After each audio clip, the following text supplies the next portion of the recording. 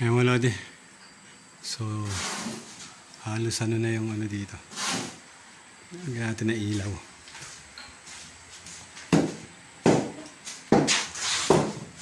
Ayan mga lodi. So, halos cover na yung ano. Halos na-cover na natin yung kisame. So, meron may isang kulay nung gypsum board. So, ayan. Ito yung gypsum board na to. Then, isa CR. Ayan mga lodi.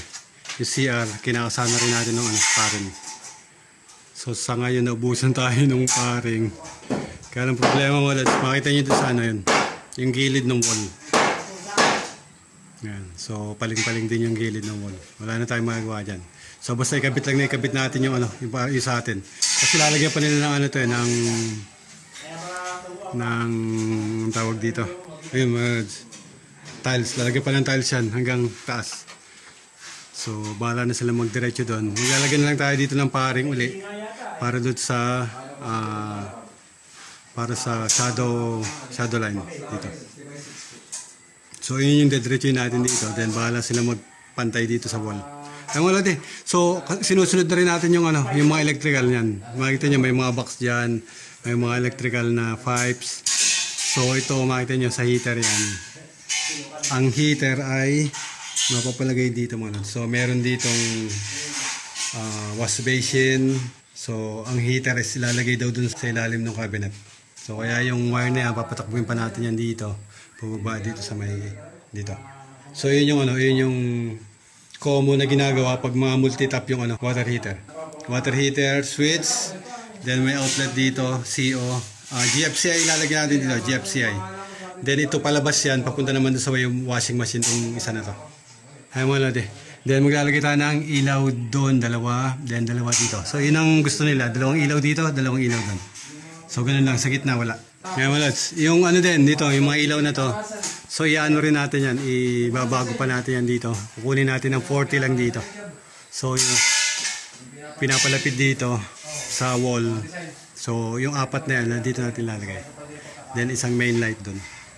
Ito dito rin, igigilid din natin. Then main light ng kusina, main light ng dining table dun sa ilalim. With DJ Manex dun sa lugar na yan. Ay mga lodi. So halos patapos na yung ceiling, makikita nyo patapos na yung ceiling. Then, hindi ko muna pinalagay yun sa may power doon, sa may breaker, yung panel. Then, doon sa side na yun. Ito. Kasi, yung kwarto, hindi pa nababaklas yung ceiling yun. Papalitan nyo ng ganito. So, babaklasin muna yun. Then, tsaka tayo papasok yan. Ito, pwede na natin yan ito. Lagyan. Yun, wag muna. Tsaka ito isa na to. Kasi magpapatakbo pa tayo ng wire dyan dito. Papunta doon sa side na yun. Ngayon, nagpapalagay ng AC dito. So maglalagay tayo ng split type AC ilalagay. Magpapalagay ng AC split type ang power sa labas. Condenser unit sa labas. Kaya sa tayo? Sa labas tayo maglalagay ng power. Hi mga lodi.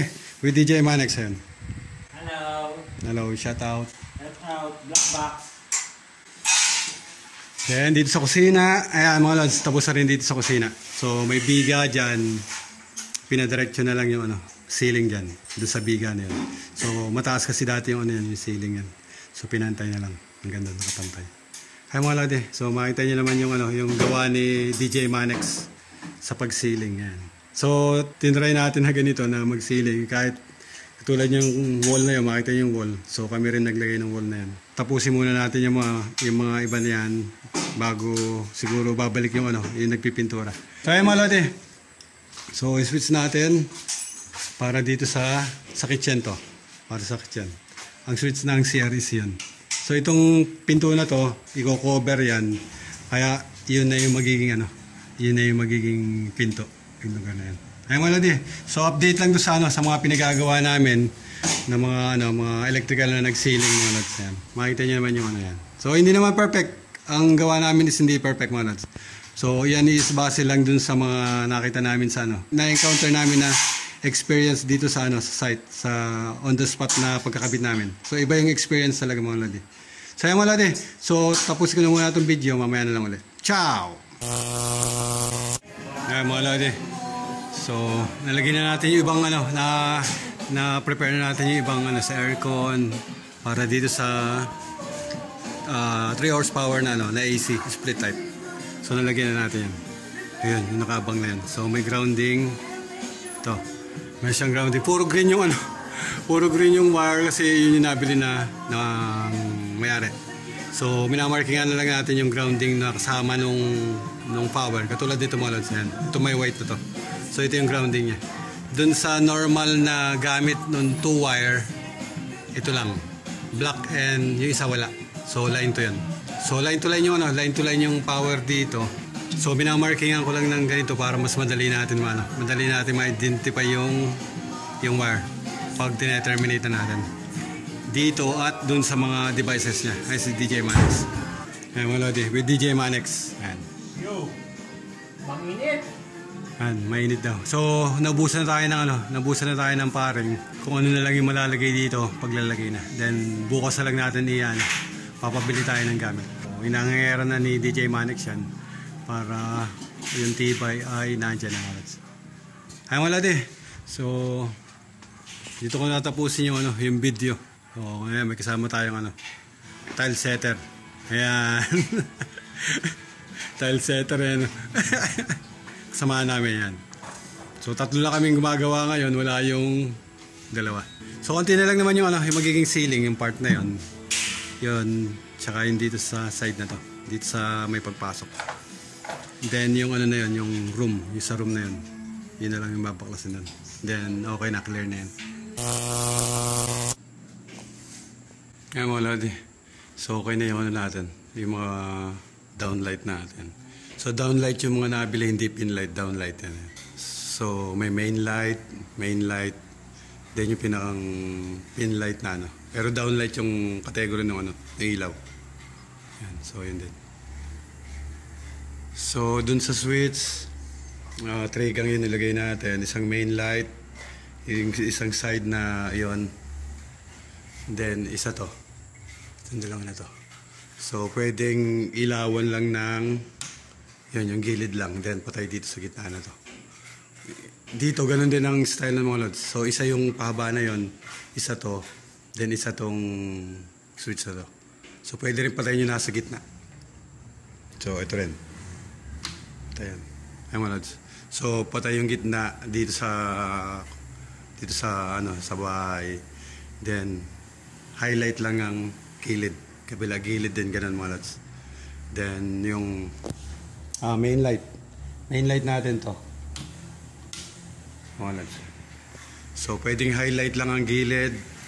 Patay ang main light. So, pwedeng highlight lang gilid. So, ganun yung style na ginagawa ko mga lods. Makita nyo yung sa center, nakakontrol din center. Pwedeng center lang. Patay ito. Then, itong center lang na to ang mag-iilaw. So, pwedeng ganun. Ayan mga lods. Makita nyo yung dito. Tsaka yun. And itong isa na to, at isa na to. Ayan. So itong center na to dyan, iyan lang yung nakailaw. So yun ibang switch nun sa kitchen na to. Ito, kitchen yan. Ayan, may isa pang ilaw doon.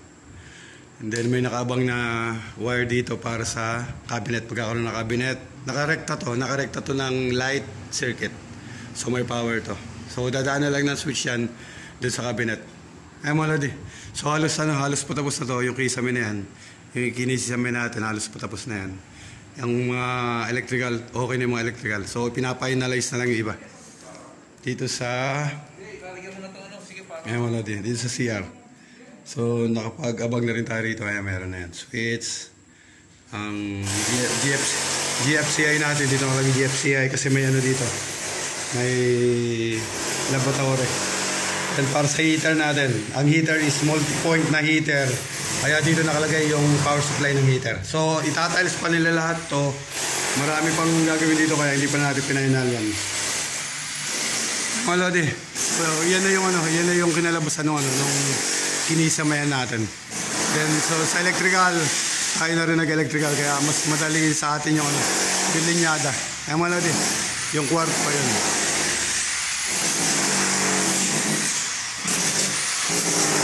Sa kwarto yan. So may rin dito, may pin light din. 4 na sulok meron yan. And then, main light. Ayan mo, Lods. Okay na to. Dito sa kabilang quart, okay na rin yan. And then, yung ilaw natin sa labas, dito nakalagay. So, existing na butas, narito yung dati. So, binaba lang natin para magpantay lang dito sa switch na to. So, binaba natin. Hindi na natin ginamit yung dati. Nilagay natin ng bago ito. Para ano lang sila, pantay-pantay. Kahit yung sa mga loob, yun, pantay din yan. Sa labas na switch to. Ay mga lads, halos ano to, halos tapos na to. Then ito yung panel mga lodi. So, tinastas natin ang konti yung panel kasi ano to, bali counter tong lugar na to. So, tinastas natin yung panel. Ang panel niya dati, andito yung panel niya dati. So, nilipat natin doon.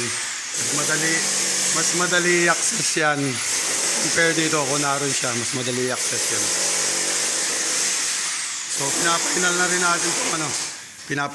natin tong termination para matapos ito.